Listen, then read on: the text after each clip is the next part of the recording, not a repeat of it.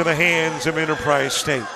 Carrington, Cham, Ezel, Ryan, and Driggers all getting the starting nod for the Tigers, and for the Parsons, Leach, Andrews, Backus, Lambert, and Thomas. Hi, everybody. Robert Williamson set to bring you the coverage. It has already been a big day of basketball, and a day that's been full of surprises. Walla Selma had a 1-point lead, the 4 seed over the 1 at the half. Wound up losing it 99-76. And the 4 seed knocks off, make that the 3 seed knocks off the 2. Snead State defeating, in the game that just wrapped up, Chat Valley. And here we are in men's action. Taking it to the glass. That was Ezel, and there is a shot clock violation. Well, now the official indicating there is a second remaining on the shot clock. So the Tigers will still have it and have an opportunity from the baseline, albeit a brief one. Two teams that have met twice during the regular season, both Snead State wins.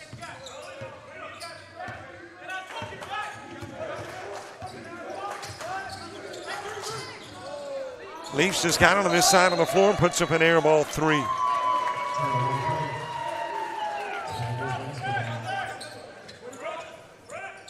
Well, if this game is anything like its predecessors, it will take a little bit of time to get things cranked up and running.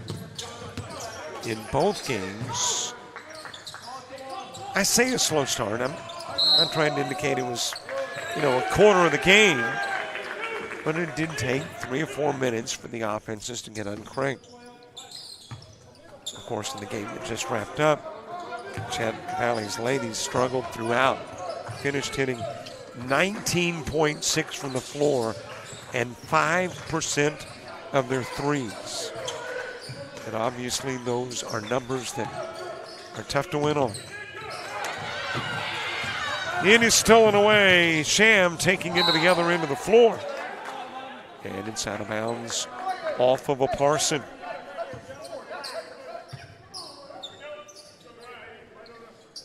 Got one more game remaining. Chat Valley taking on Bevel State in the nightcap. From the corner, it was a Carrington miss from 3-point range. Leach to the other end of the floor. Laid up with the miss by Lambert.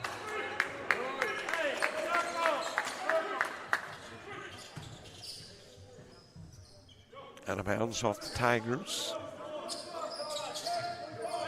So Parsons maintained possession.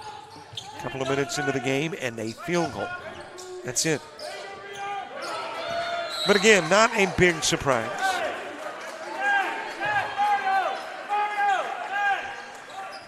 Prior to the game, player of the of the year announced. And that player of the year comes from Snead State, Dante Backus.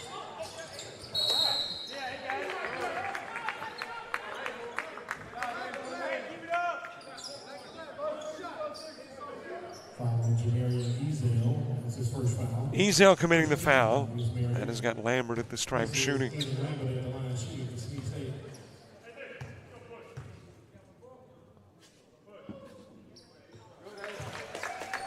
Only Parson loss in the year was to Enterprise State. They have been very dominant in D2 in a year in which there was a lot of parity. Really, if you get past 1, 2 through 8 weren't very far apart. Only a few games apart. Snead State stood out as the front runner this year. But when you get to Bishop State, host this year for the Final Four, none of that matters. It's about winning here. So you can come in 7-9 like the Tigers, or 14-15 overall, and win and move on.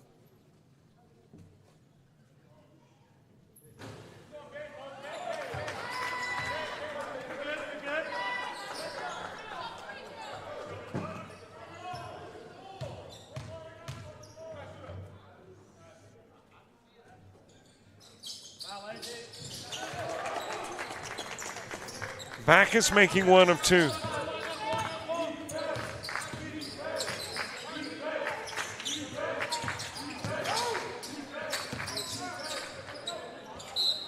And is thrown into the corner. Backus averaged 22 a game this year. It's not a bad per game average.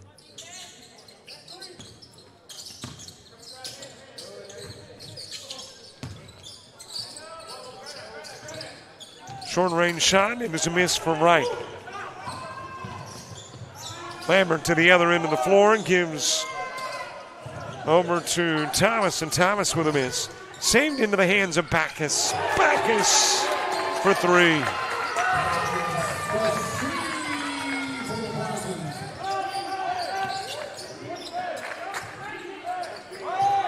Sham missing from three-point range. Lambert's got it. Backus lays it in. Drew the foul too.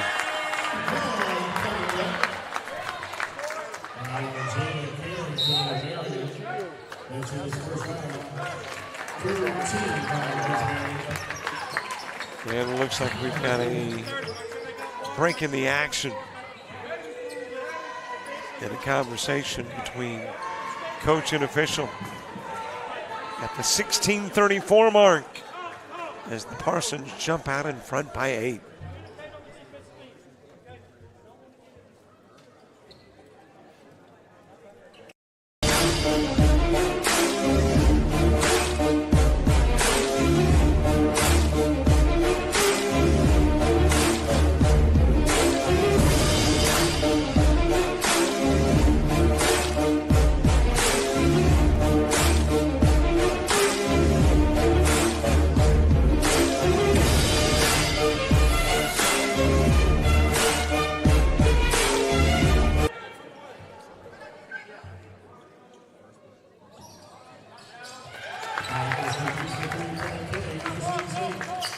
Backus completing the three-point play makes it an 11-2 ball game. Driggers from the corner.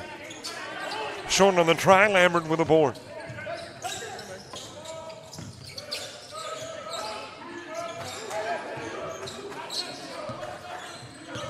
Handed to Backus, top of the key. Thomas in contact. That will be a blocking foul. Charged to Dash Estimi, who has checked into the game.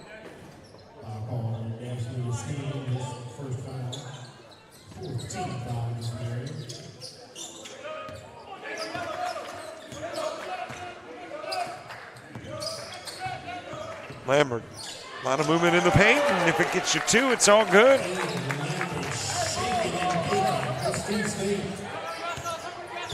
Already a double-digit lead, and we're only 4 minutes into the ball game.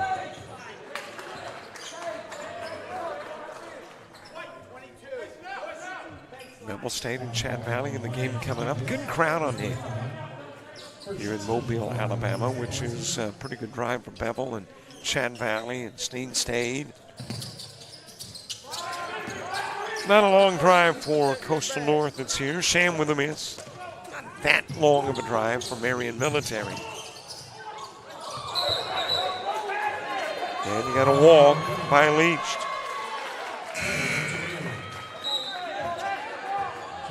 Riggers coming out of the game. Jamar Brown in for the Tigers.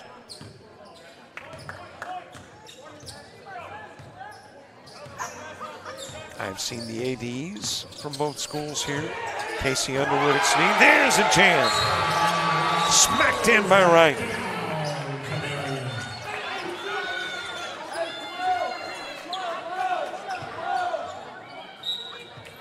and Michelle Ivy, the AD at MMI.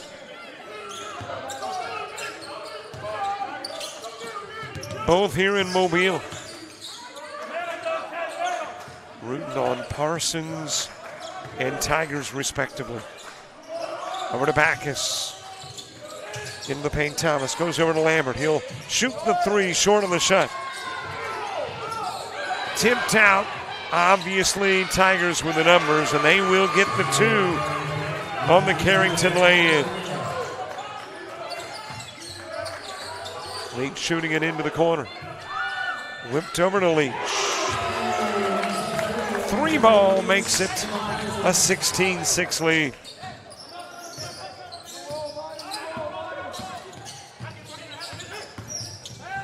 Into the corner comes Sham. Rebounded by Lambert. Accelerates to the other end of the floor, banks it off the glass.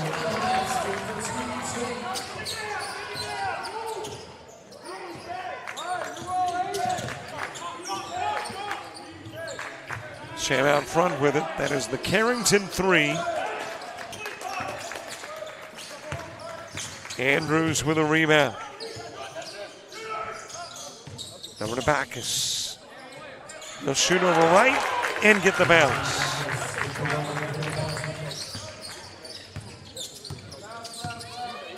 Okay, maybe it took a 60 to 120 second span to get the engines running, but they're full speed ahead if you are the Parsons. Thrown away. Sham's got it on the other end of the floor. Three ball off the rim for Snead.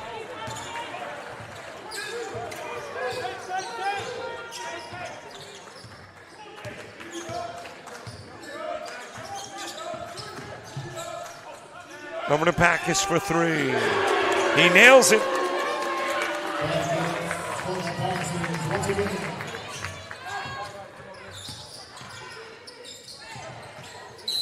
Down to right, and there was a foul. I believe that's going to be charged to Lambert. In wheel.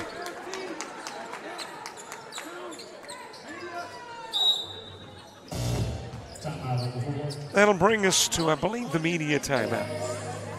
13:05 to play. Half number one.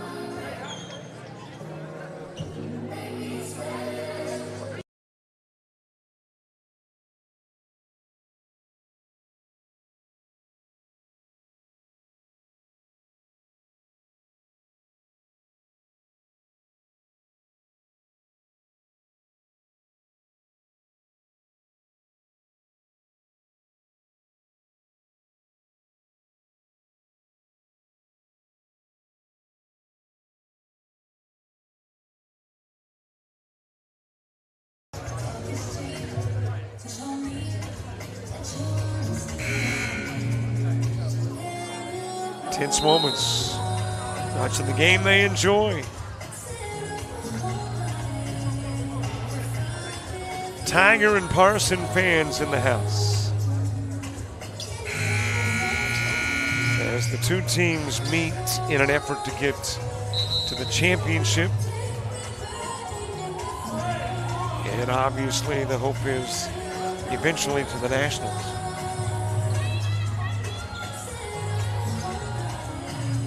Snead State a year ago played in the Nationals in Kansas.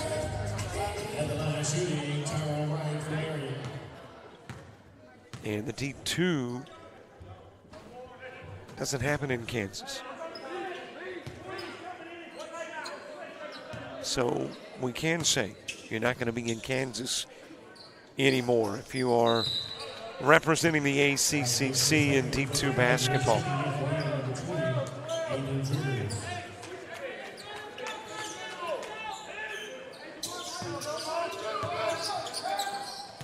Backus to Leach.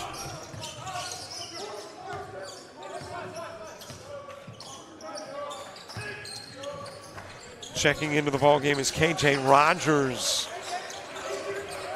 And Rogers has got it in the timeline.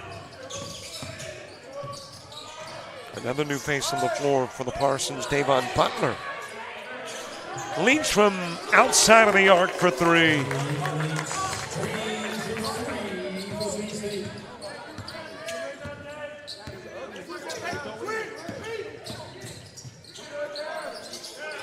Dropped in by Brown.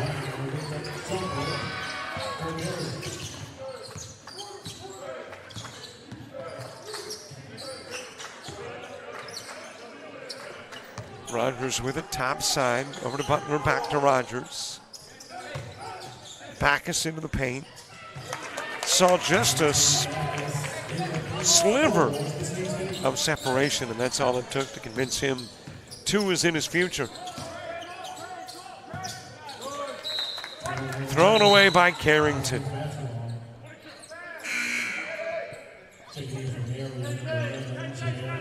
And the Parsons with a big 28-9 lead early. A possession away from a 20-point advantage. Took their first double-digit lead less than 5 minutes into the game. And now you're looking at the possibility of building a 20-point lead less than 10 minutes into the game. Over to Rogers. And there is contact on the Rogers jumper.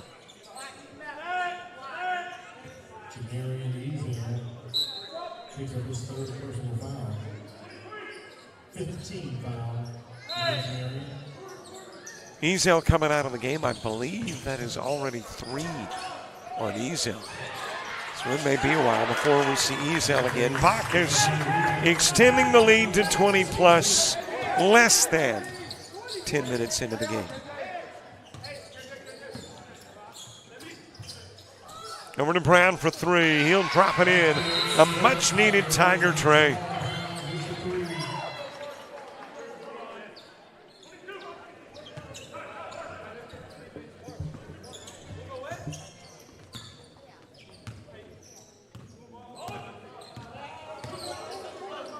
Leach over to Rogers. Into the corner, Leach puts up the 3 ball off the rim.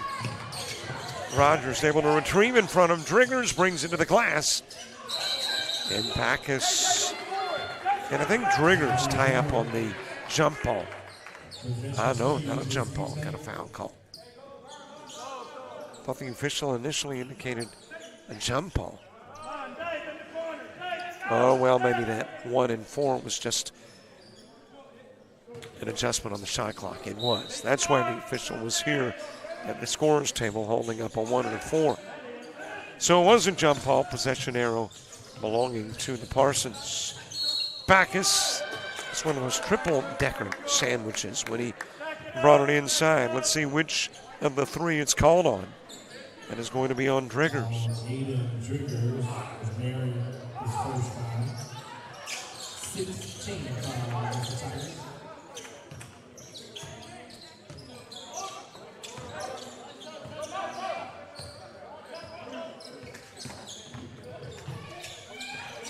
Leach the drive and Leach the 2.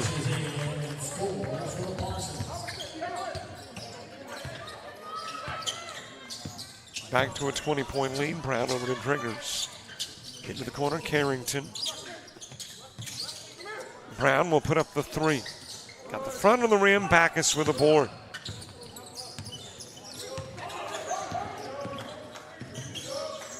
Leach out of the corner, back over to Backus. And a hand check foul. That'll be charged to Dash Esteem. 17 foul against Marion. Places Snead in the bonus.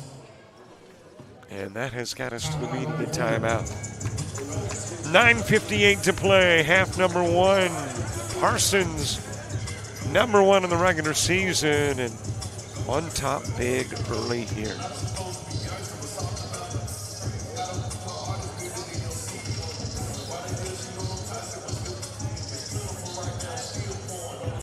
University of Alabama Online, where legends log in. A tradition of excellence. Decades of experience in distance learning. Empowering students of all ages. More than 90 degree and certificate programs to advance your career.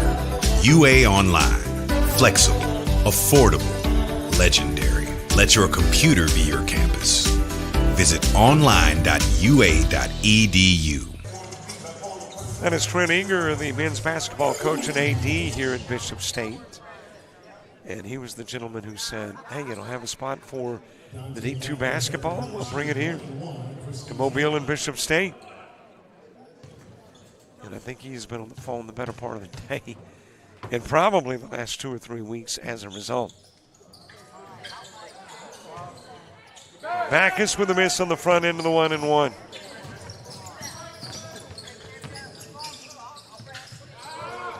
Loose ball retrieved by Thomas.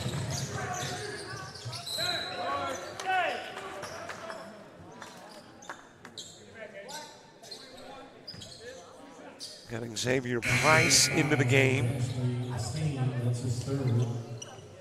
And he will go to the stripe because Steam has picked up the foul. And that is his third. Xavier Price at the line.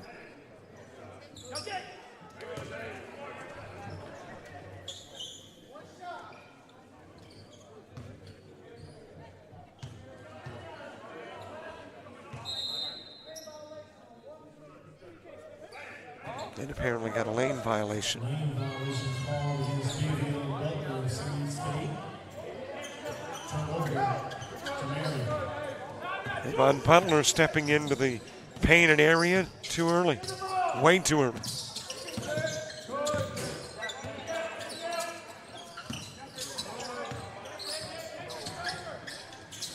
Brown trying to get it to Sham. Julius Morris checking into the game for the Tigers. Xavier Price, Snead State, his first foul. 13 fouls for Parsons, but the right shooting, Nicholas Sham. And it's the first for Marion. Sham getting his first.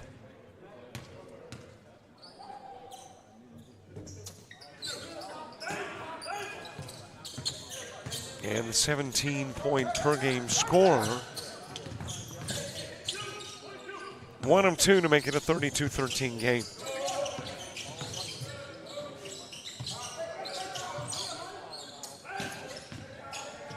Out of the corner comes Rogers. Backus to Price.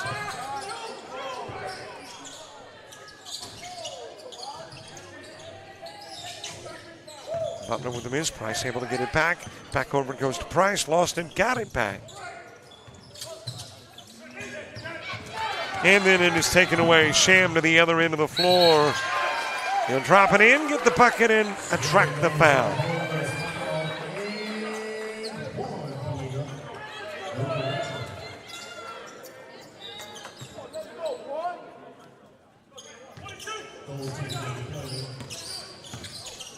Well, check that. Got the bucket, no foul apparently. Do have a foul on this end of the floor though.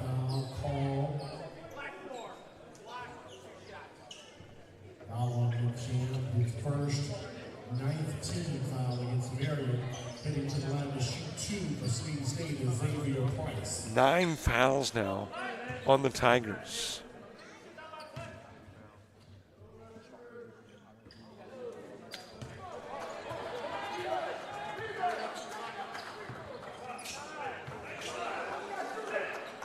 Price 3 points a game, a 30% free throw shooter.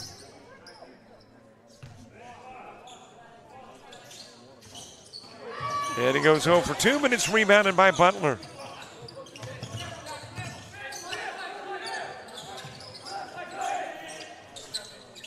Three ball from Backus, a miss. Price able to get it and walked with it.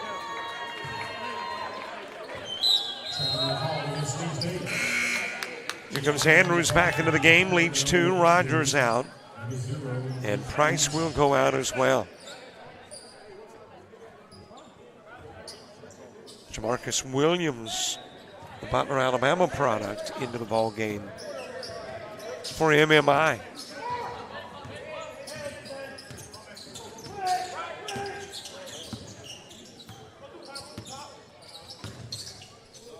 Jumper, Sham, in and out, rebounded by Backus.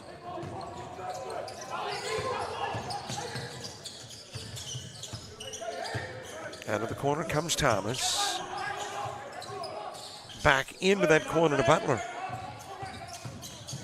Trying to get around Williams, does. And he'll score 2.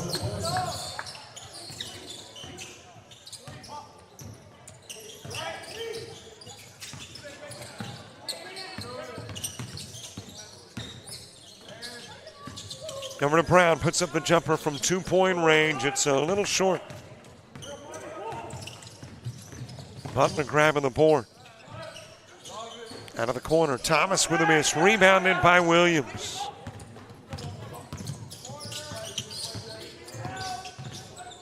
Underneath, Sham lays it up, lays it in.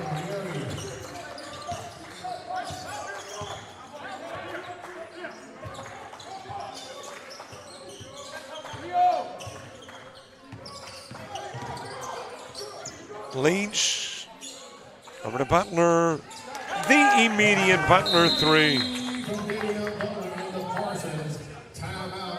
And there was a timeout on the floor asked for by the Parsons with 6:48 to play in half number 1.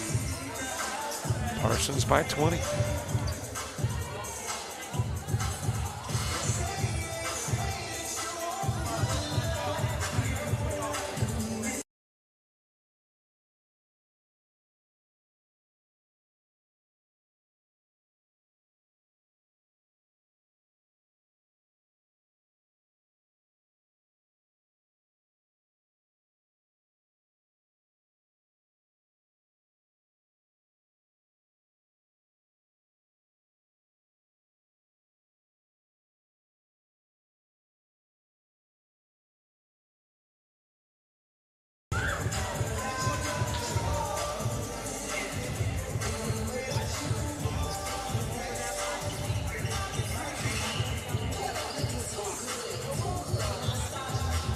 Some Lady Tigers in the stands enjoying their time here in Mobile. Little confetti, little dance move, a little getting with the music. In a 37-17 ball game. 20-point lead, Snead State.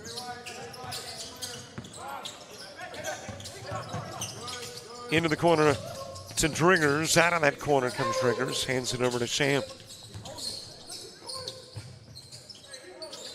Three-pointer is good for Morris.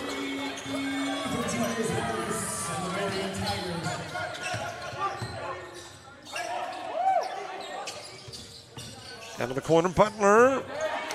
Able to get around the Driggers defense.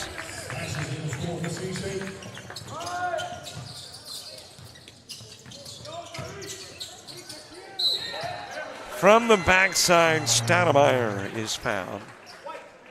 And Tyrese Stoudemire from Montevallo, Alabama. Heading to the stripe, Thomas picking up the foul.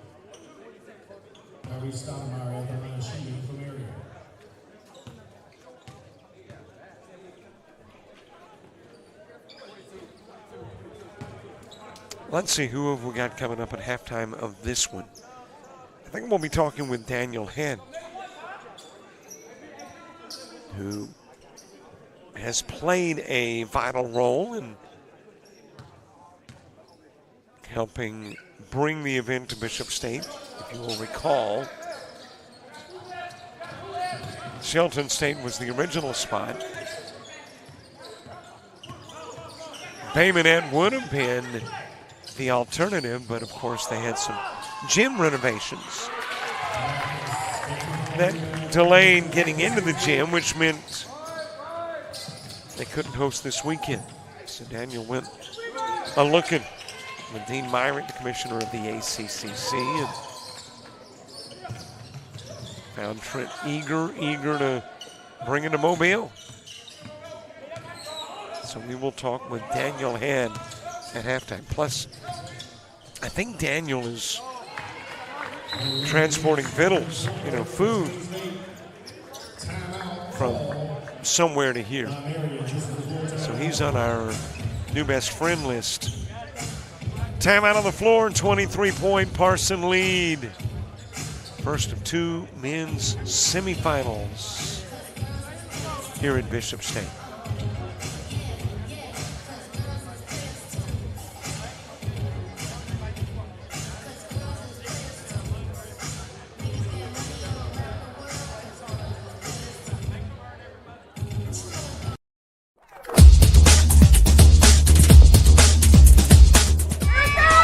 Just about all White Jones County. Diving catch it, shortstop. Gross.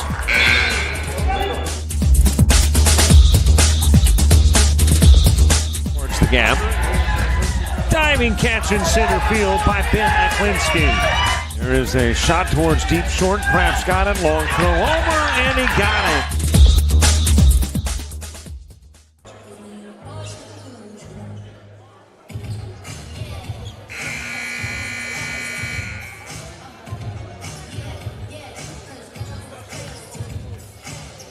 I'm sure she is watching the game on her phone. Hey, it's not a video game. I'm sure it's basketball related.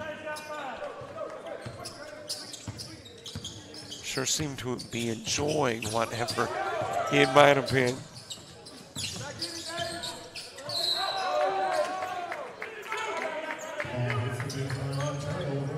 Hey, a reminder, the game available on YouTube. It's available on the ACCC Sports Network. If you're watching on YouTube, click on the subscribe button if you don't mind. If you're not, at some point today, please do. We want to be at 3650 by the end of the day. And we're not that far from 3650. Plus, you get access to all kinds of conversations. As a matter of fact, if you missed the halftime of this one, you can go back to YouTube and check out the conversation with Daniel Head. If you missed our halftime in the two prior games, Trent Eager and Dean Myrick, that's on YouTube too.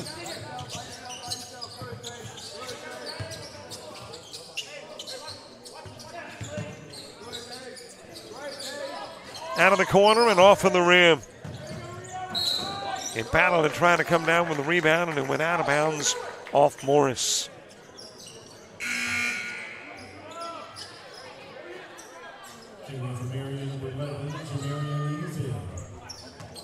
Lambert back into the game for the Parsons. Back into the game for the Tigers is Jamarian Ezel.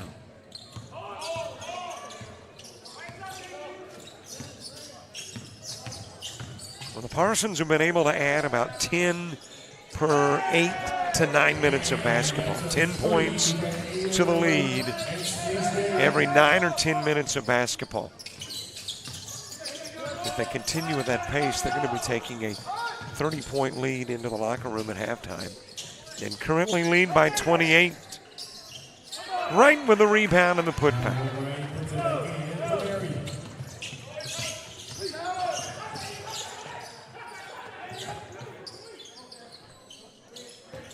Over it goes to Leach. Puts up the three, knocks down the three.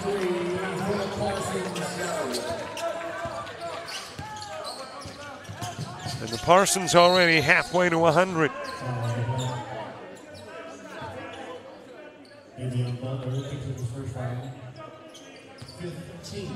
Javian Butler with the personal.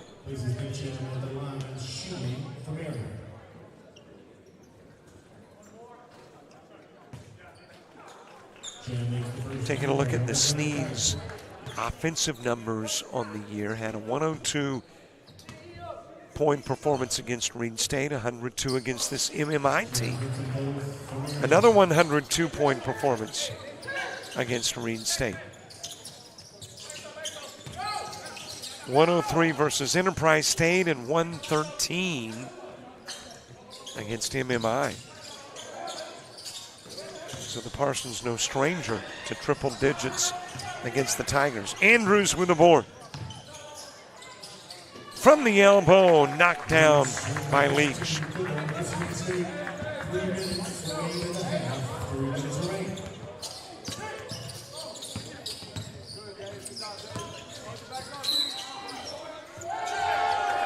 Dropped in by Ezel. Foul 2, Robert Rose. Come out to get into the ball game for Parsons. 16 foul against Free State. Leach coming out, Rose in.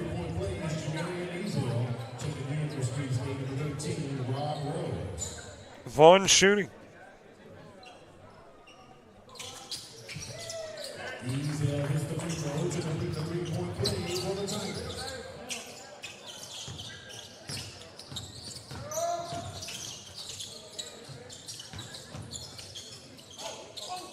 Out front to Rose. Goes into the corner. Lambert shoots from there. Off the rim with the 3.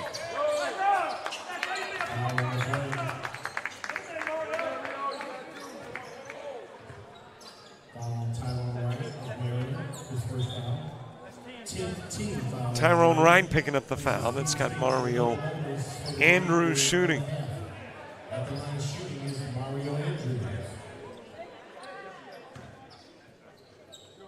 Andrews averaging 7 a game, a 58% free throw shooter. On a 67% free throw shooting Snead State team.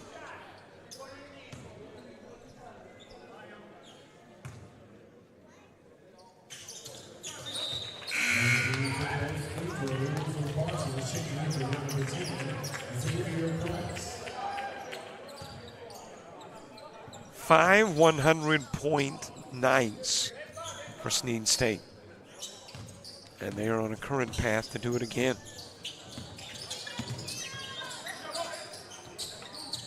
Sham from the top of the key, rebounded by Lambert. Rose into the corner, and then Butler gets fouled by Sham. Foul on Mitchell, Miriam's second foul. At the line shooting 2 will be Davion Butler. So Butler will head to the stripe.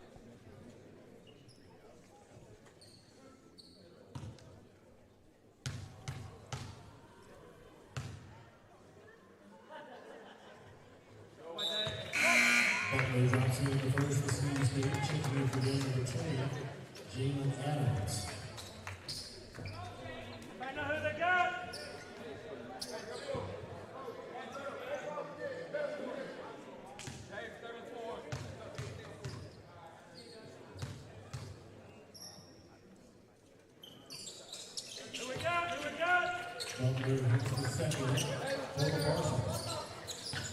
Well, we were talking about the possibility of a 30-point lead by halftime. We are at 30.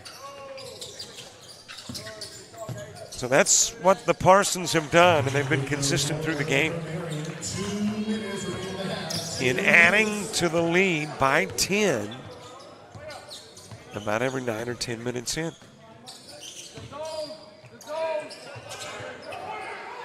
So I guess in reality, they have been adding a point to the lead per minute played as Butler hits the 3. Jalen Adams in the game for the Parsons. Out front to Sham.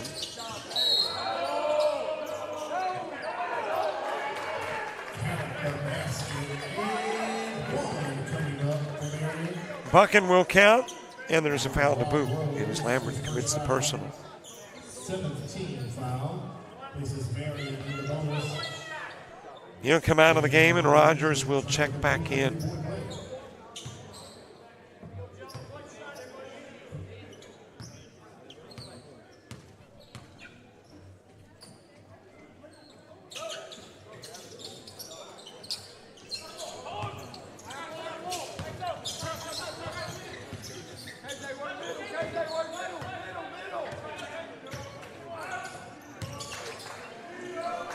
Opposite side of the floor, Butler thought about the 3. Adams with it. Butler wants another 3. He's already got one. How about another? Knocks it down from long range.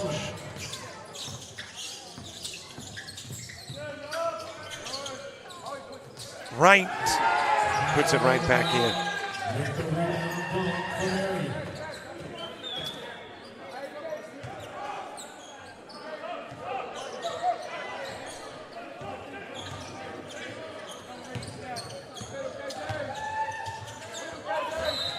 Nearly taken away. It will go out of bounds.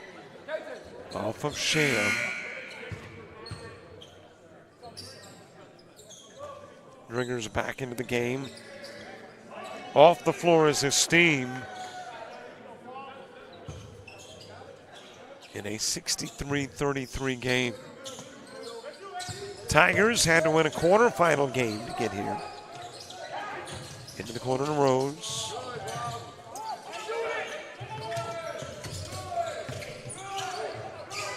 Loose ball, and over it goes to Champ.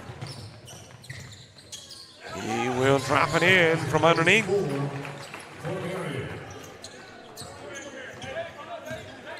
And the Tigers able to get it inside 30.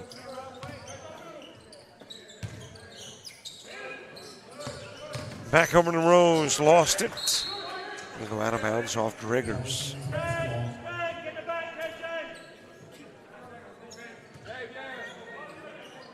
Five seconds left in the half. Stolen away. Carrington's got it. And Cham will get won't get the easy two. Thought an easy two was coming.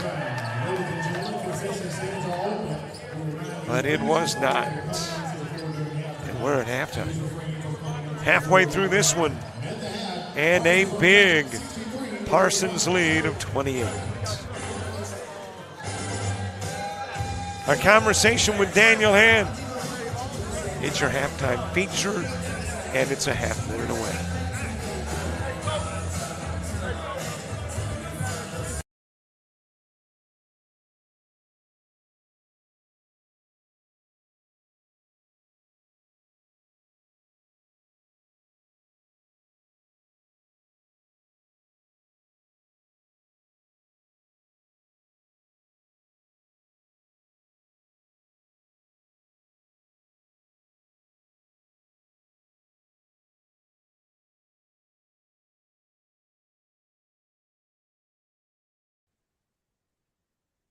Great to have with us at halftime Daniel Head, the athletic director at all of the Coastals, Coastal Alabama. Daniel Head, how you doing? I'm doing great, Robert. How about you? I am doing good as well. Thank you for being Thanks our for having guest. me on. Hey, Thanks for having me on. It's great to have you on. And as a matter of fact, we got you on in a little different setting. This is halftime of the D2 men's and women's basketball championships that are going on in Mobile. So we're going to talk Coastal Alabama, but talk basketball too in regards to the D2. This was an event that, though it's at Bishop State in Mobile, was originally going to be there in Bay Minette at Coastal Alabama. Oh, no. This was originally going to be at Shelton State. Ah, that's right. You're right. Yeah. This was originally going to be in Shelton State. And what happened is there were the GCAC NAIA tournament is being held at Stillman College this weekend, and Alabama softball has like a 6-team tournament in town. So the hotel access was very limited, and we didn't feel comfortable bringing in a lot of teams with limited resources of lodging for the teams to stay. So that's why it was actually moved to Bishop. That's right. I was thinking about the fact that you host next weekend. For some reason, Correct. had me on the wrong track. How then and I know you're very much involved with this weekend there at Yes. Bishop State. So what brought on your involvement based on the fact that originally it was going to be at Shelton? Well, I do have a role with the conference. I'm the assistant director assistant region director for men's sports. So, I'm involved in most of our conversations, of all of our men's sports, and, and have a role that helps Dean with tournaments and things like that. So, once we realized that Shelton was going to be not be the best circumstance based on the hotel situation, we then had to look at alternatives. And so Dean and I and Ryan Spride, Michelle Ivy, we collaborated and just kind of talked through some things, and we looked at, where would we be able to find some hotels in bigger cities and things. So we looked, Mobile, Birmingham. We knew Huntsville was out. There wasn't any facilities available this weekend up there. So we did that, and through the process, we talked to Coach Eager, who is actually I used to work with, at Alabama Southern. He was our basketball coach there. He's now the AD and basketball coach at Bishop. So we have a great working relationship. We're close friends, personally. And so it's great when you have good people that you are colleagues with, that you can pick up the phone and talk through some things. And Bishop State's been great at, they host the volleyball tournament, do a great job with that. And they're a growing institution, and their athletic department has just done nothing but get improved with Coach Eager there. So they always like to take on opportunities to showcase their college. And so this was an opportunity that they embraced. And so I just told him that, from a standpoint of, we have 2 basketball facilities that programs that we run in Coastal, and if he had needed any help with staffing and things like that, that I would have our people on hand to help that. So what we've done is kind of collaborate, and Bishop's handling most of it, but we're kind of working together to make sure that us being so close that everything's taken care of. So our teams and our conference and all those stakeholders involved that'll be available this weekend will have the best experience that they possibly can, and be a great opportunity for our conference to showcase our Division II basketball tournament. By the way, I've had a conversation with Trent Eager, and he described you as his mentor. Oh, Lord, that's scary. Yeah. Yeah, that's scary. But Trent is a very humble guy. Trent is a great basketball coach. They've got one of the best Alabama junior college basketball teams this year that I've seen in a long time. I've had some coaches say it may be one of the best that they've seen come through there in their tenure, and you would never know it. He's so humble, gracious, and he really looks out for his student athletes. And I'm glad that they're having for his they're having a success, and it doesn't surprise me with his leadership style. He's going to be successful, and he's a successful leader. What they've done with their athletic department and what they've done with their basketball program. So for him to say that is that's a very overwhelming thing to say, but he's done it himself. He's a great leader. You mentioned the fact that there were several locations considered when Shelton State and Tuscaloosa was not available for D2. Why was Mobile the spot that eventually was settled upon? It was basically that Bishop State embraced the hosting the tournament. Obviously, you can pick a city, but if you don't have a facility or people available to run a tournament, then that's not going to be successful. So the fact that Mobile was a great town for an event town, and they have plenty of infrastructure for hotels and restaurants and things for that. So when Trent talked with his administration and they were able to support this, that's what kind of made us move that direction. And we were working with a real kind of quick timeline with this adjustment. So this couldn't have gone any better. It's going to be a great tournament. We're excited about it. 1 week from this weekend, a new arrangement with D2, in that you've got a district tournament that eventually decides, or not a tournament, actually, kind of a winner takes all. To go on to the nationals. That is going to be played in Bay Minette, correct? And are we certain? I know that over the course of this year, in getting the renovations done to the gymnasium, and obviously the last 2 games of the season for Coastal South were played at Bay Minette. So everything is definitely a go on the 9th of March in Bay Minette? Yes, we're good to go for that on March 9th. It'll be the district championship game between the winners of the state regional tournaments of Alabama and Florida at Division II. So it'll be a single game. The winner of that game gets an automatic bid to the national tournament. And that'll be a great opportunity for a team from Alabama to come out of there. Obviously, we're hoping that it's Coastal North, who are the women's regular season champions, and we're pulling hard for them to have an opportunity to run through that for this Friday and Saturday, and then hopefully, maybe they have an opportunity to play. But whoever that team is, this will be a new opportunity for our conference to have a chance to go to two different national tournaments with Division I and Division II. So we're excited about that also. Now, on the 9th, is it one men's game and one women's game? Correct. Yes, Okay. the winner of and it's a men's game. I think this 1 o'clock. I think the games are 1 and 3, if I'm not mistaken, on that, or 1 and 3 or 2 and 4. I can't remember off the top of my head. We got a tournament this weekend. I've got those game times in my head and all that. So whatever those times are, I'm sure you can confirm that this weekend. But it'll be a women's game then a men's game there in Bay Minette. Just 2 games, and then the champions. I know the women's tournament is in Joplin, Missouri, and my mind's escaping me right now where the men's tournament is.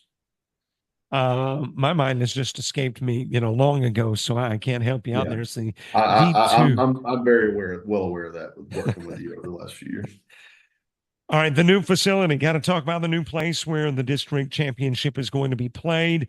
Opened up against Coastal North on a Thursday night, I guess about a week or so back. Yeah, And then, of course, Thursday. and had the Lawson State game there as well. Gorgeous facility, state-of-the-art lighting, state-of-the-art sound system. You've got to be very pleased. It kind of reminds me of the old story about Bear Bryant and a football team that was really delayed in getting out onto the field. I think maybe when he was in Texas or somewhere. But, man, they were chomping at the bit. It's kind of been that way for you. You've been chomping at the bit to get in there. And, man, what a show you had, at least on that night that I was there. Yeah, it's been a crazy year with that. Hats off to our administration and our facility people to have really even our coastal, our police force and things like that. There's a lot of obstacles that we had to overcome over these last few weeks to try and have some games on campus. And we were committed to do that for the student athletes that these sophomores that have been here and heard about and wanted them to have an opportunity to play on the new court before they left. And that was we had all resources on hand on campus over the last few weeks to do that, and so we were able to pull that off, and we still have some things to do to be finally fully involved in the facility and all the offices ready and locker rooms and things like that. But we are at a place that we can have basketball games and all that. So that's been a great opportunity, and the atmosphere was great both last Thursday and Saturday.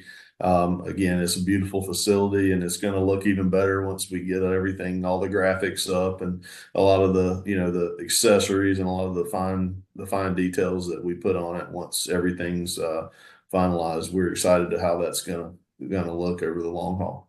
Final question: will the new facility be the home to some of these events, like the D2 men's and women's basketball? Because I know you're looking for a neutral floor. It's a D1 floor. So do you anticipate it hosting some D2 events in the future? I feel pretty confident that we will probably bid on these. We can't, obviously, any type of tournament is something that's bid upon, and the best bid wins the bid. So it is something that we'll probably bid on once we look at what our capabilities are for tournaments. I think we're looking at doing something like that, and maybe some high school tournaments and things like that too. We really want to showcase what we have once we get everything ready to go, and we want as many people on campus and to see our facilities, not just in Bay Minette, but in Bruton and Monroeville. Every time we have an opportunity to have people on campus, that's a win for us. So anything that brings people to coastal Alabama, that we want to be a part of it, and we want to try to have an opportunity to make that happen. Daniel Head, AD at Coastal Alabama, thanks for being our guest here at halftime. It's airing during the tournament in Mobile, and I got a feeling we will see you there. We will, and I appreciate everything you do, Robert, for the conference, for Coastal Alabama, and should be a great tournament this weekend, and we hope to see the Lady Yotes have a great weekend, and let's go out and play some ball this weekend and see what happens. Thanks so much, Coach. All right, go Yotes.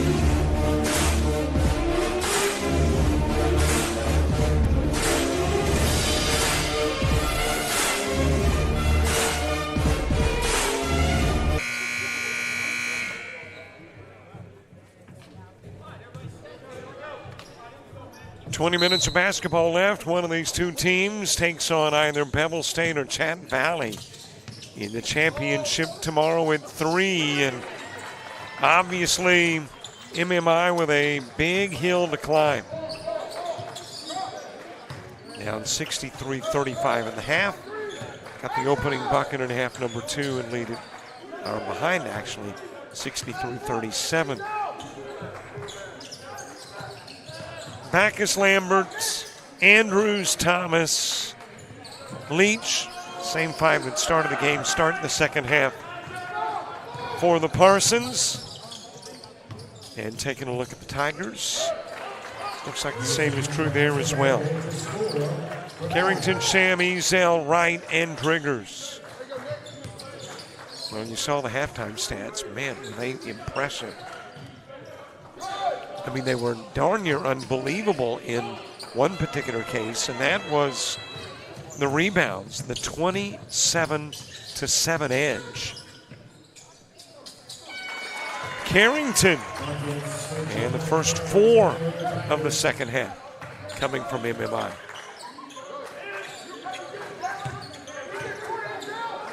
But taking a look at some individual numbers, top scorer in the first half for the Tigers, Sham with 13. Top rebounders had 2, Wright and Carrington with 2 each. Backus leans in, scores his 20th of the game. And of course, Backus the top scorer, 18 in the first half, 2 thus far in half number 2. Dropped in from the corner by Carrington.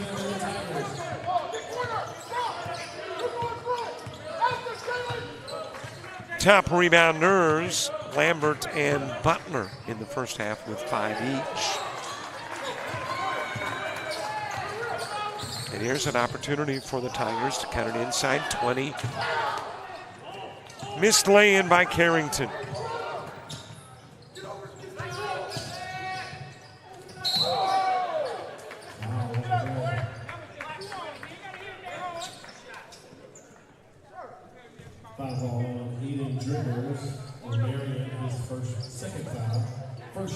Driggers committing the personal.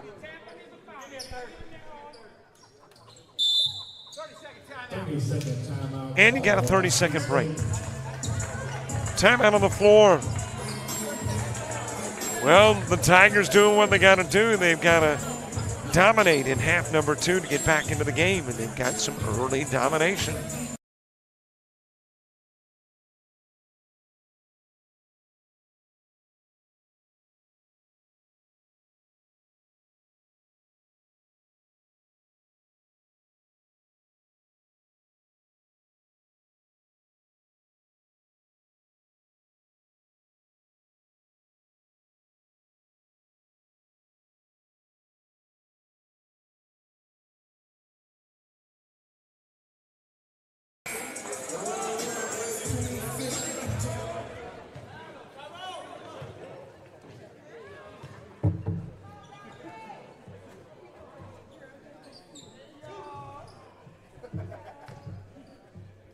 Backus at the stripe, 17:43 left to play in the ball game. After two ladies semifinals, Parsons and Coyotes into the championship on the ladies' side of things. And the guys' side still don't know. Still got 4 in contention. Pirates, Bears, Tigers, Parsons. All still got a chance.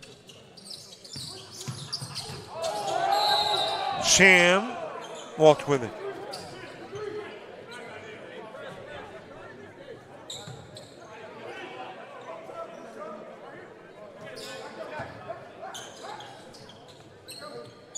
Backs and Leach back and forth on the trip down the floor. Snead State, boy, if you continue at the pace you had in the first half. Lambert, 2 more. Hitting 65% from the floor, 56 from long range. Out rebounding the Tigers like 4-1. You're going to win a lot of games. And in particular, this one, Lambert lost into the paint. Able to pick up a loose ball. It is Ezel sending it over to Carrington. Sham in the corner, bringing it baseline through to where he thought Carrington was, but he wasn't. And it goes out of bounds.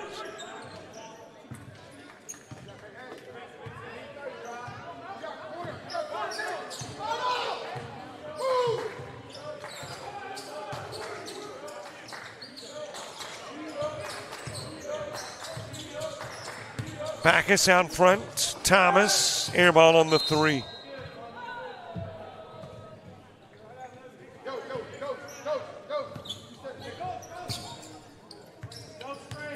.28 ball game of the half, 23 now.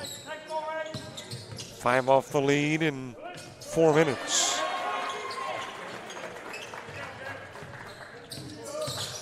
And now a 21-point game.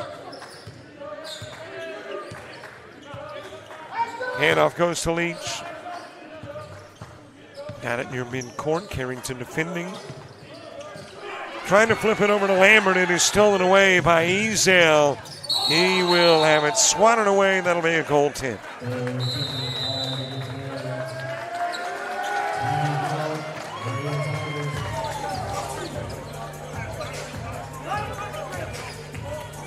Timeout on the floor. Tigers trimming the lead to 19.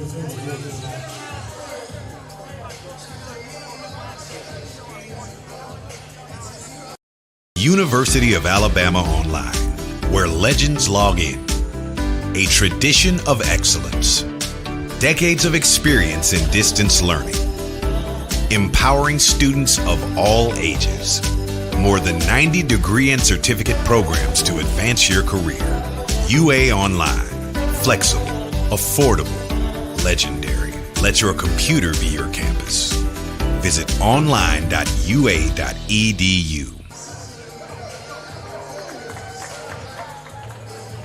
They're talking basketball. She's going, okay, if he had gone around back door, that'd have been an easy 2. They said he didn't. And, I mean, that's, I'm sure, what they're chatting about. Up on the top bleacher here in the Frederica G. Evans Cultural Center on the campus of Bishop State.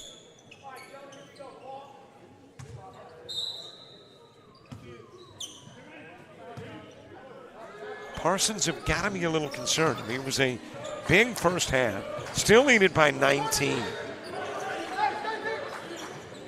But that's just it. It's a 19-point lead.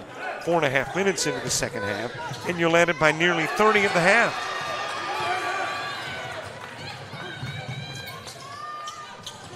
That is Carrington with a miss on the 3. Driggers with a putback.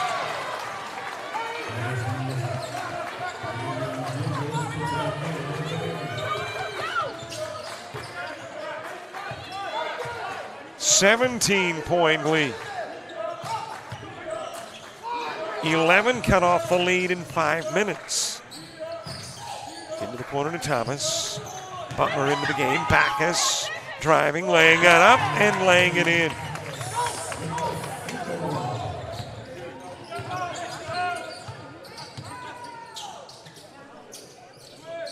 Triggers over to Sham.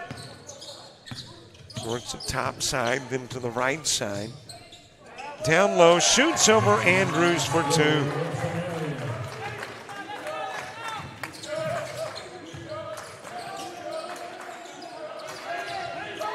Stolen away again. Ezel's got it. And able to get Butler all turned around for two.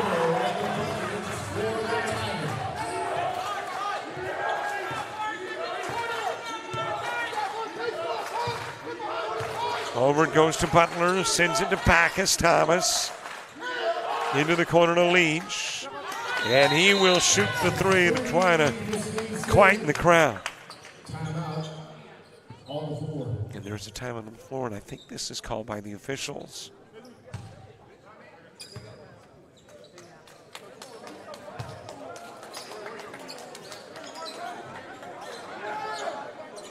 Well, let's see what kind of adjustments are going to be made. 14:05 and 29 is what we've got on game and shot clock.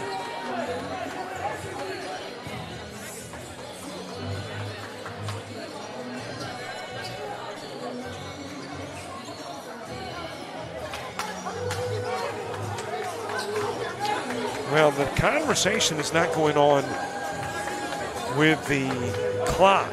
It is going on with the scorekeeper.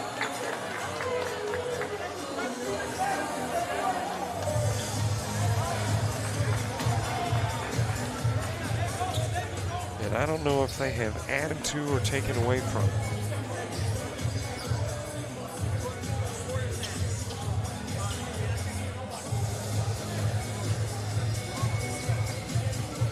Ghana is a 74-56 game. Our score is 74-56. And I think that's where the adjustment was made, just a point adjustment on the scoreboard.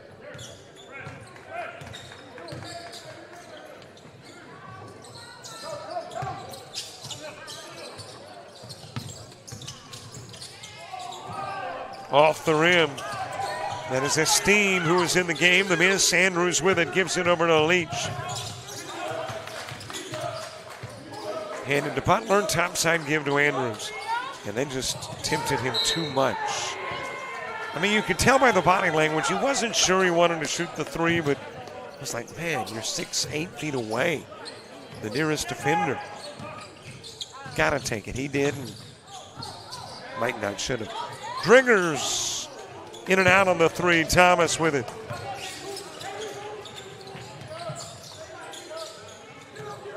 Thomas for three. It says that's the way.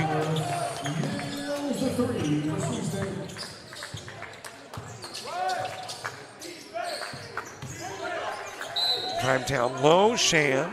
There is contact. And there is a foul. Going to be charged to Butler. And Sham will go to the line.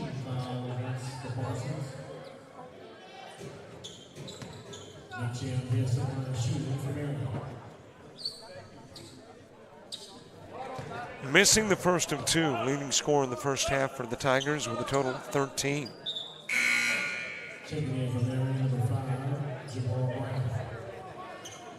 Largest first half lead, 32. Tigers have not had a lead in the game. That biggest lead belonged to the Parsons, who caught fire early.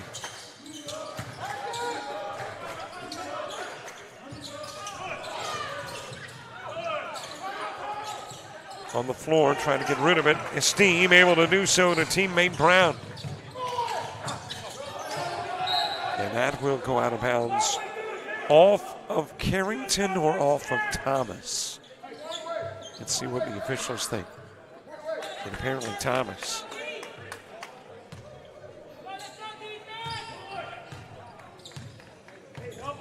Parsons trying to win their 16th in the conference, but really, conference no longer matters. It's your overall wins. Trying to win their 24th.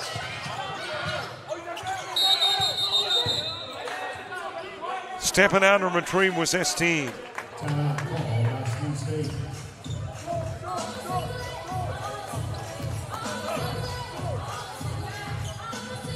Well, the official said timeout Snead State, and Coach Jeremiah Patterson said, I didn't call timeout.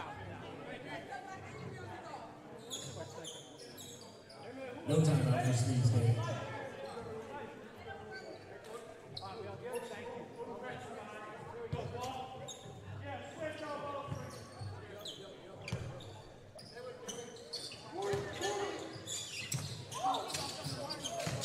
Fed back over to Butler, fades, fires, drops in the 2.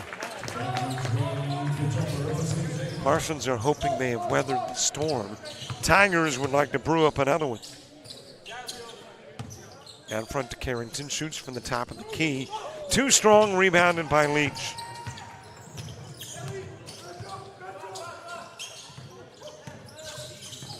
That is Backus with a drive, and there is a foul on the floor, no bucket. Driggers committing the personal. Jeremiah Patterson arguing that was a bucket. And let's tack on the and one. The official saying, nope, it was committed on the floor.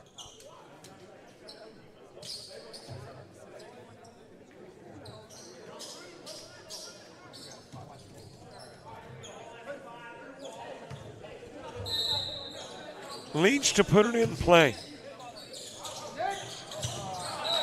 And Backus got a hand on it, but tipped it out of bounds.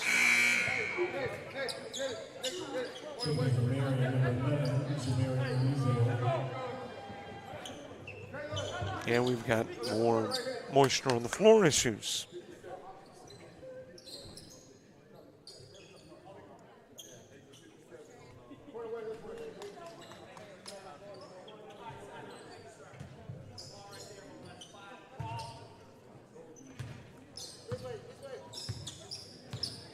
(79-57) game. Snead State with the lead. Esteem, air ball on the 3. And wanted a foul, but didn't get one. Put in play to Leach. Over to Backus, back over to Leach. Thomas at the timeline. Fires over to Butler. And Butler tucked it on the hip, brought it to the glass, off Andrews, and then off Esteem.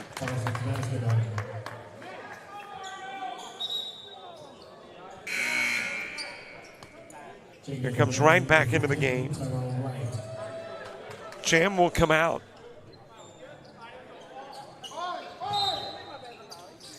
Parsons from the baseline, in play to Butler. Backus. And there was a Driggers foul on the Backus drive.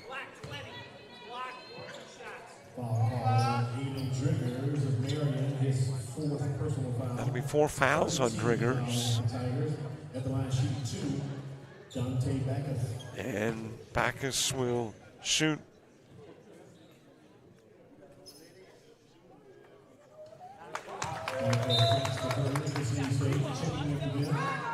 One more game to go, and then we are done for the day, and we'll get here for a 1 o'clock matchup tomorrow.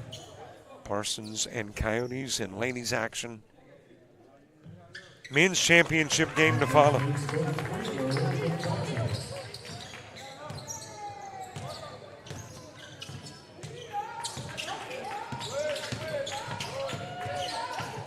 Esteem bringing it into the paint, off the glass.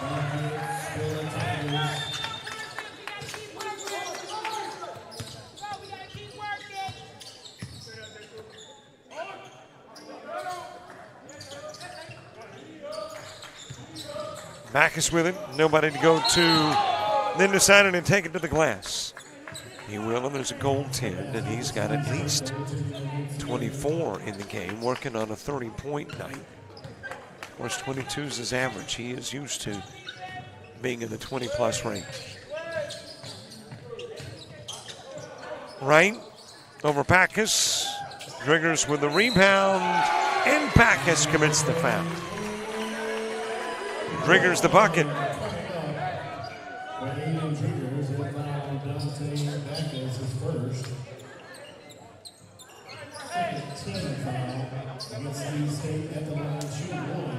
Driggers at the line, capping off a three-point play opportunity. Comes off the rim into the hands of Price now in the game.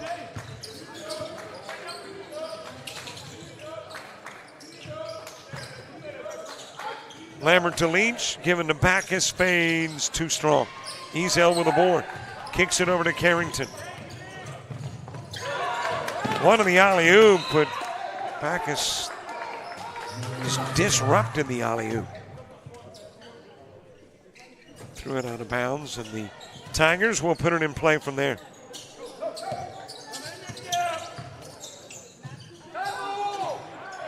Sham for a pair.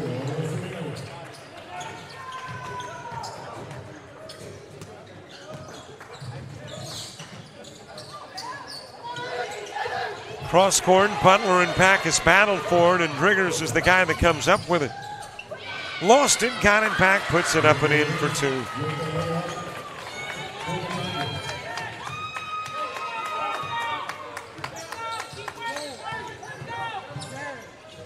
Laid up by Butler.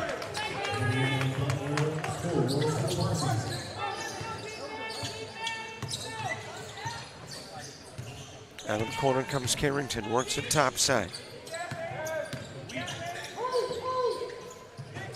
Driggers sending it to Sham, and Sham with a miss. Had to think there for a minute. I've seen these guys now for 31 minutes. I went, okay, now who's for? My mind was trying to mull that over. You can see the, what is it, the hamsters on the little spinning wheel.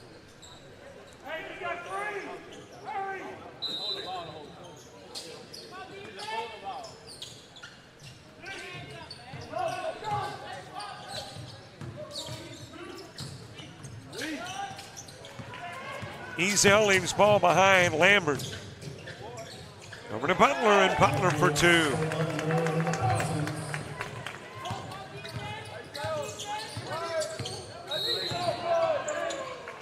There is an offensive foul. Charge to right.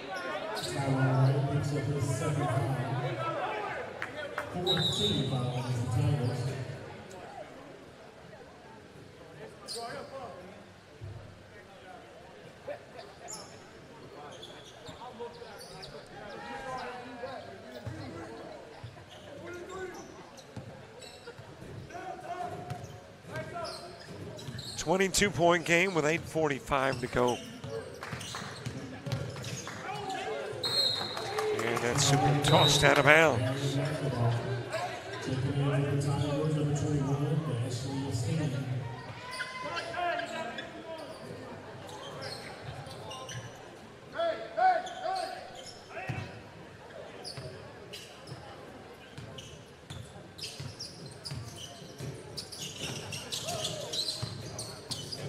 Sham into the paint.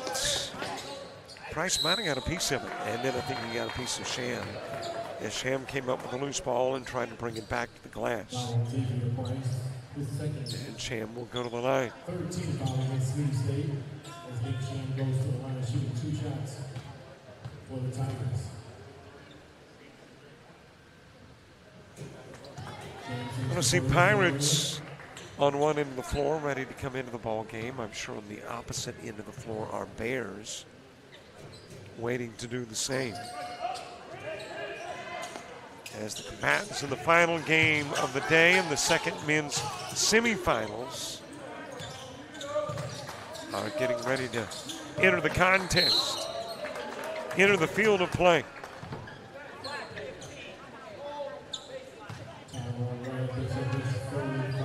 Tyrone Wright picking up another foul. 15 foul against the Tigers.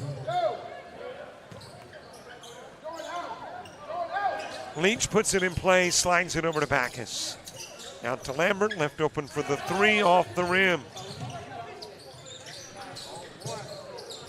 Butler for three, off the rim. Another board. Out off Lambert.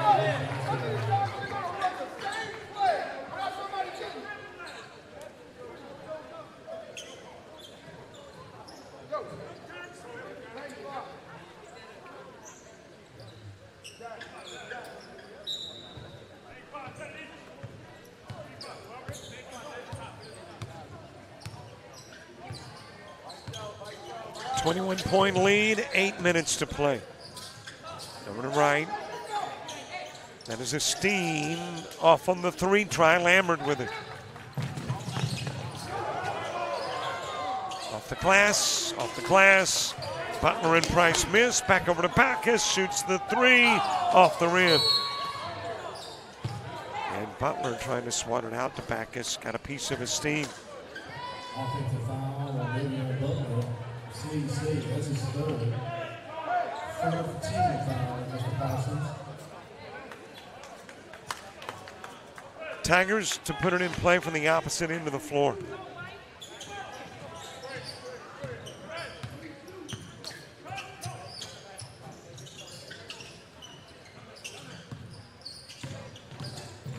There's a jam drive.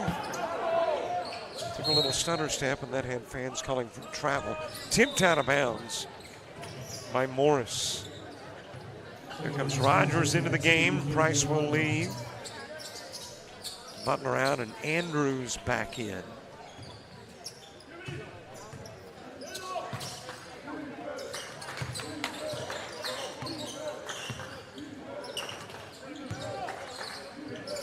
Rogers out of the corner, gives to Lambert. Back over to Leach. Pulls up, puts up the two, knocks down the two. 89 in the game for a team seeking their 6th 100-point ball game. Wright trying to jam it, missed it. And gets fouled on the putback try. Andrews with a foul.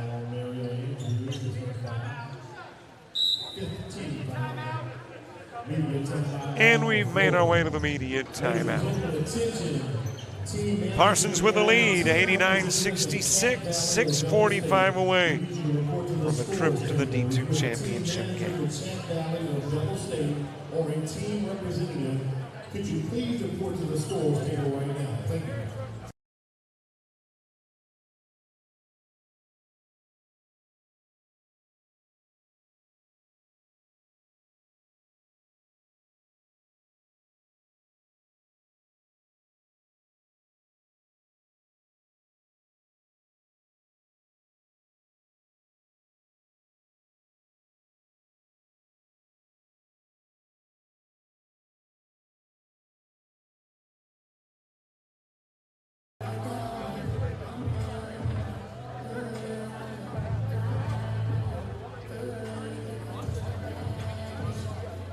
Talk about floor level.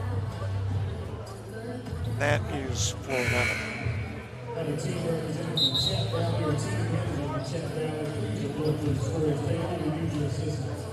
Right there on the floor.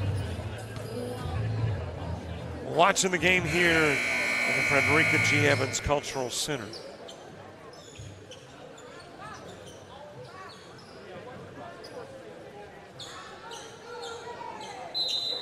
With 6 minutes and 45 seconds to play. One of these two teams extends their year, the other calls it quits for a season.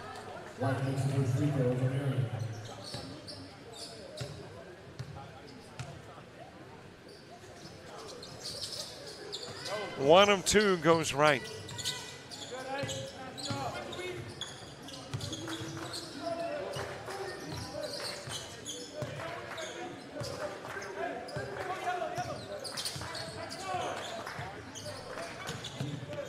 Leach over to Rogers. Lambert, nothing there. Kicks it over to Rogers. Shoots and is short on the 3 try. Sham to Ezel. The alley-oop and the jam by Wright.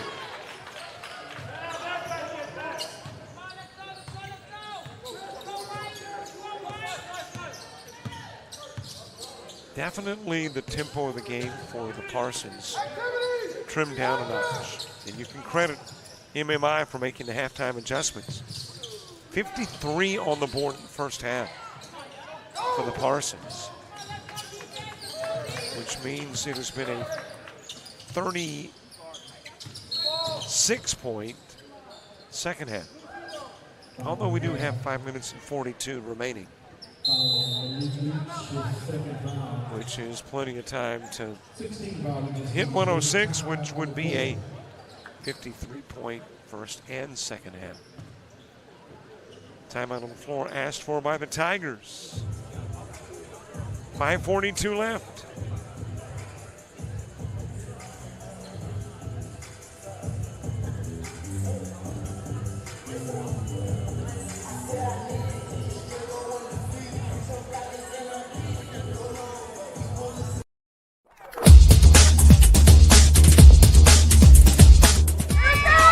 Just about all Wayne Jones County. Diving catch it, shortstop.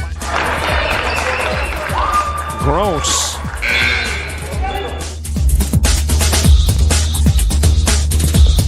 Towards the gap.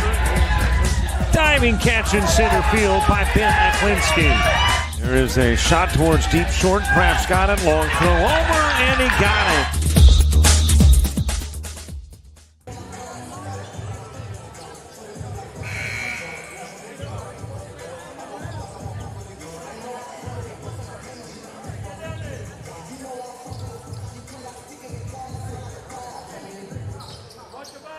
Five minutes, 42 seconds left to play.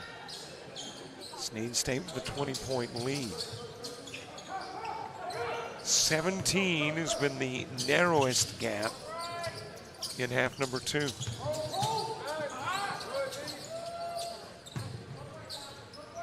Wright leans in, makes it an 18-point game.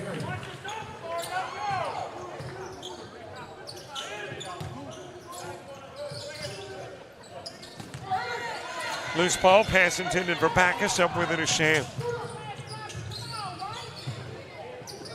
Carrington with a miss on the 3, Sham able to get it back.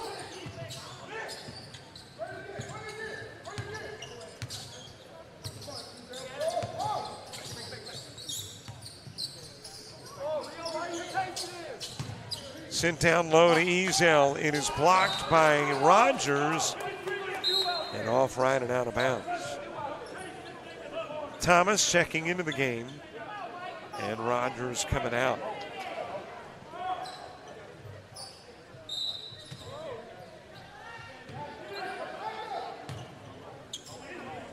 Seems like the Parsons have been stuck on 89 for an eternity. It was around the 652 mark when they hit 89 points, and here we are inside 435. And still 89 on the board. Lambert out of the corner, trying to feed it over to Andrews. It'll go off Driggers and out of bounds.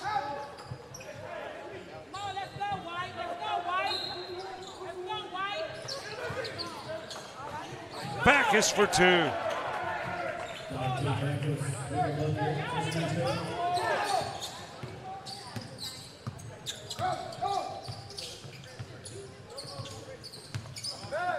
Sham with Andrews defending, hands it over to Carrington, puts it up from the elbow. Rebounded by Leach.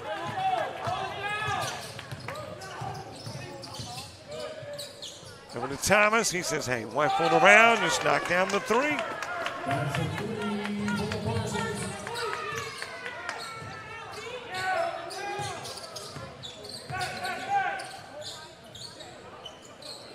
Over it goes to Ezel in the corner.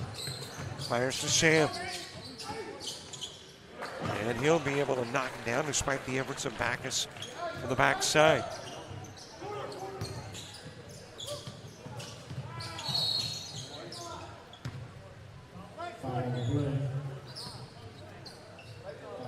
That is on Driggers. And that is 5 on Driggers. So Driggers is done.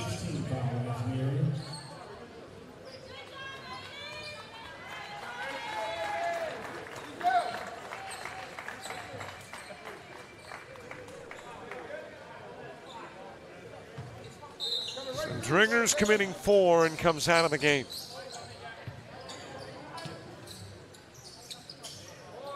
He played a lot of the game with 4.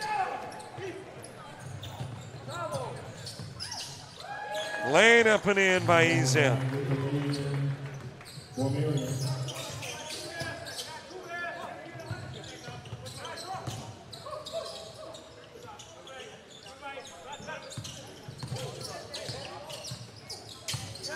to Backus, and there's a bump. And a foul. It'll be on Esteem. It'll be his 4th.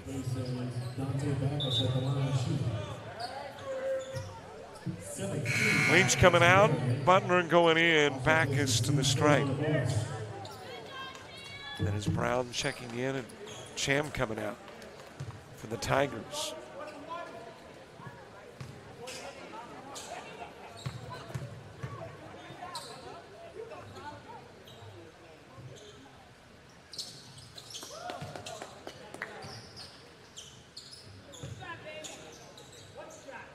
ACCC Division II Player of the Year, Dante Backus.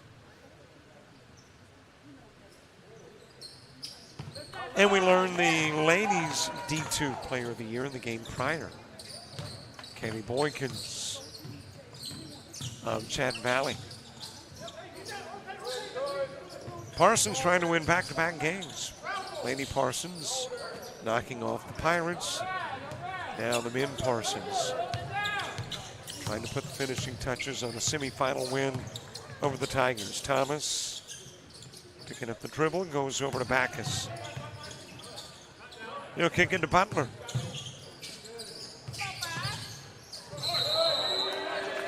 Offensive on Backus.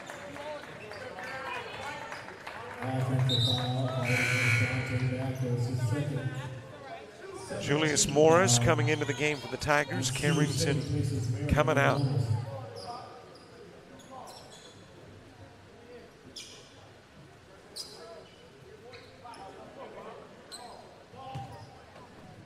And it looks like tonight's party will be in Boaz, with the Parsons leading it by 21 with 2:18 to go.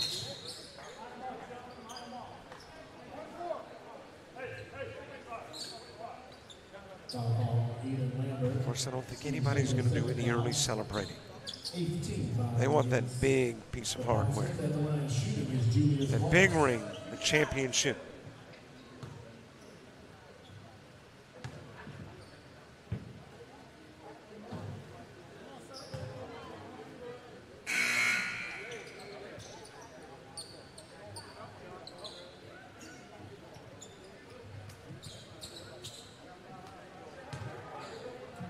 One more for Morris. Stoudemire coming to the scorer's table, ready to check into the game. Butler with a rebound off the miss. It stays a 21-point game. And we will soon hear the 2-minute warning from our PA guy.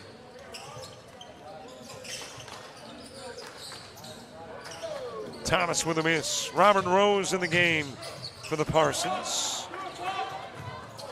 Jamarcus Williams in for the Tigers. Three-pointer for Morris. And it is the Parsons that won a timeout with 1:42 to play.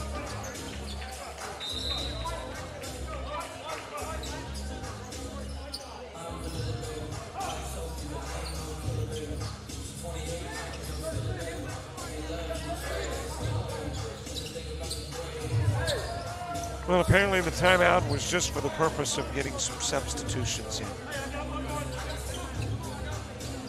Nobody went to the sidelines except for the player leaving.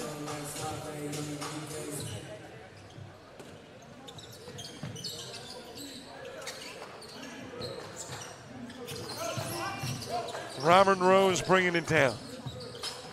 Right at 90 seconds to play.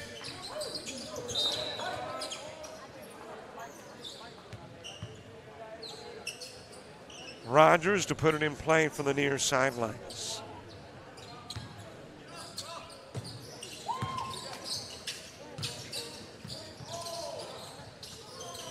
Well, the remaining mystery is, will the Parsons hit 100? Not can they, we know they can. They've done it 5 times this year. The question is, will they? And they've done it a couple of times against these Tigers. Jalen Vaughn with a miss. New fella on the floor. That is Peyton Griffith, who has checked into the ball game. Robert Rose off on the 3. Griffith saves it into the hands of Rogers. And there was a walk by Rogers.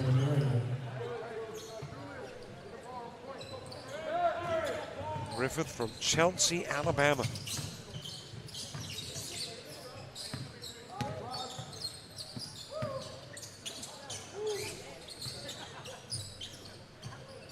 Out front it goes to Morris.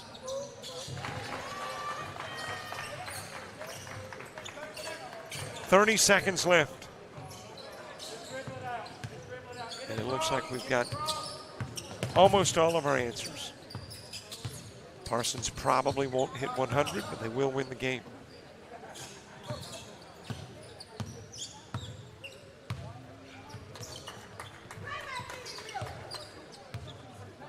Shot clock's off. And all we got to do is have this one dribble out. And that's what's going to happen. 96-80, your final score.